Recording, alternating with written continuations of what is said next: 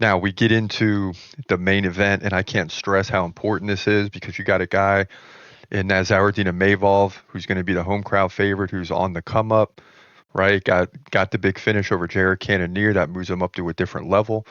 Adesanya is kind of there at the top, looking for a title fight again to get back in the mix, which he's been the champion, fell, then KO'd Pereira, then lost. Now he's still lingering and hanging around. But this fight is huge, and Adesanya cannot afford to lose it. I mean, he's got to go into again a hostile environment, especially for Adesanya, and find a way to win. So let's get into this detailed prediction, and then come back and break it down further and explain our thinking and reasoning. Check this out. In the middleweight division, your main event at UFC Saudi Arabia, you got Israel Adesanya, former champ. He comes in at 24-4, taking on Nassourdine Imavov, who comes in at 15-4. And this fight to me is a lot like Colby Covington, right? Adesanya is the type of guy that's going to beat everyone below him and hopefully get a chance at a title fight at some point in time, right? But if he starts to lose, he can kiss that potential goodbye. So this is a big fight for him. Adesanya 1 inch taller at 6'4". He's 35. Keep an eye on that age. Imavov right in the prime at 29 years old. Adesanya 5 inch reach advantage. He's a switch stance fighter. Imavov fights right-handed. Now in terms of activity, they're both in the fours per minute. Imavov 4.5 significant strikes per minute. Adesanya exactly 4 per minute, and neither guy is really looking to get too many takedowns. I mean, Imavov will get like one every 3 rounds, but Adesanya is going to make that tough. And where Adesanya's always been strong is he takes his opponent's numbers and brings them way down. So even though he's given up a half a significant strike per minute, which equates to about 7 or 8 throughout the fight, he's going to completely slow down a Imavov in this fight if it continues the way it always has. Now, takedown defense really isn't that important. It doesn't seem like in this fight, but Adesanya stops 3 out of 4 takedowns, 75%. He's lost 3 of the last 4 to Alex Pereira by KO, Sean Strickland decision, Duplessis submission. So those guys are fighting for the title, right?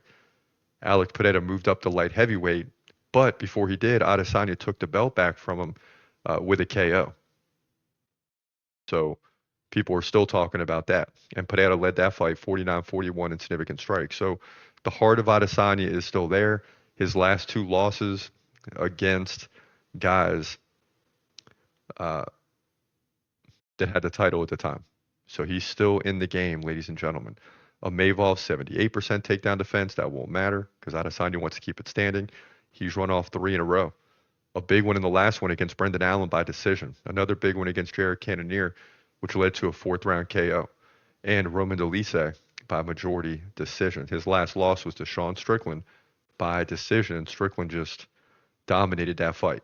But again, Imavov is 29, so he's just entering the prime window in that fight against Sean Strickland. He's getting better all the time. Adesanya is who he is, and the question is Imavov good enough right now to beat Adesanya? It's very tricky because Adesanya is approaching that older age, but he's not too old yet, right?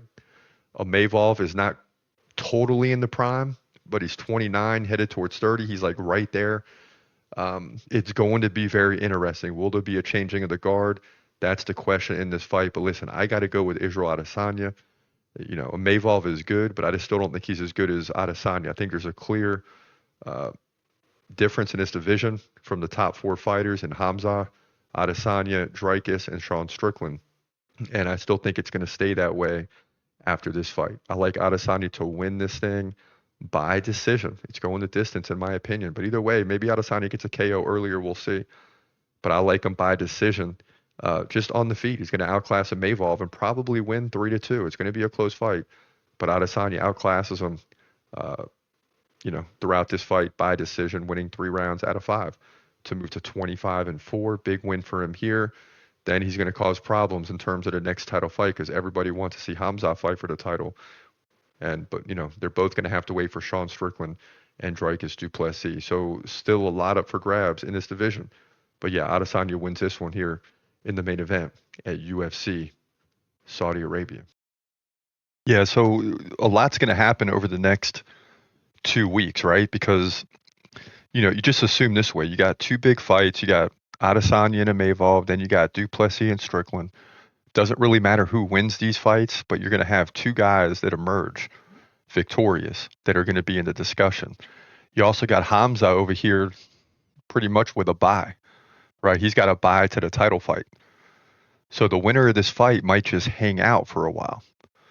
Or if say Adesanya wins and Strickland loses, you might see those two fight for the next guy in line to face Hamza or Duplessis. If that's but that's kind of the scenario. It just depends on who wins these two fights. And again, it doesn't matter. That's just a scenario. You're going to have a champion.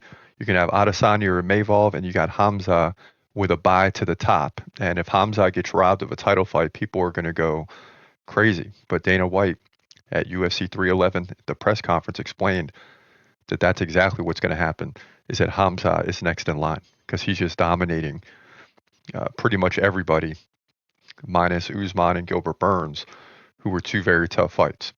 One, he was injured, and one, he just can't get down to welterweight anymore. So that's the scenario, and that's why this fight is big. And the following weeks, we got back-to-back weeks with middleweight main events.